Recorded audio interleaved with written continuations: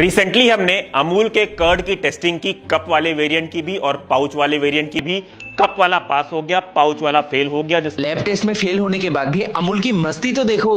कुछ दिन पहले जब ट्रस्टिफाइड ने अमूल मस्ती दही की लैब टेस्ट कराया तो वो फेल हो गया। लेकिन यह एक ट्विस्ट है। अमूल मस्ती दही का दो वेरिएंट आते हैं, एक कप में और एक पाउच में, और दोनों का क्वांटिटी भी सेम है। लेकिन कप वाला 50 का आता है और पाउच वाला 35 का। और यहीं पे अमूल ने बोला खेलाओ बे, क्योंकि अमूल मस्ती दही जो 35 रुपीज में आता है पाउच वाला, वो तो फेल हो गया, लेकिन कप वाला जो 50 रुपीज का आता है वो पास हो गया। लेकिन पता है इन सब में अमूल का क्या कहना है? अमूल का कहना यह है कि ट्रस्टिफाइड का वीडियो मिस इन्फॉर्मेटिव था, क्योंकि अमूल तो बस प्लास्टिक कप का 15 रुपए ज्यादा लेता है, क्वालिटी का नहीं। और अमूल का यह भी कहना है कि ट्रस्टिफाइड ने जिस सैंपल का टेस्ट करवाया था उस सैंपल का टेम्परेचर भी मेंटेन नहीं किया गया था। लेकिन जिस लैब में ये टेस्ट हुआ था, जो कि मार्केट लीडर है, एनएबीएल अक्रेडिटेड है, FSSAI लिस्टेड है, सैंपल इस लैब में डायरेक्टली कलेक्ट किया था with all the temperature related information. अब इन सारे चीजों के बाद भी अमूल सेटिस्फाइड नहीं हुआ भाई। उनका मानना यही है कि गलती कुछ ट्रस्टिफाइड से ही हुआ है, उनसे नहीं। अब तुम सोचो क्या हो सकता है। अब ट्रस्टिफाइड ने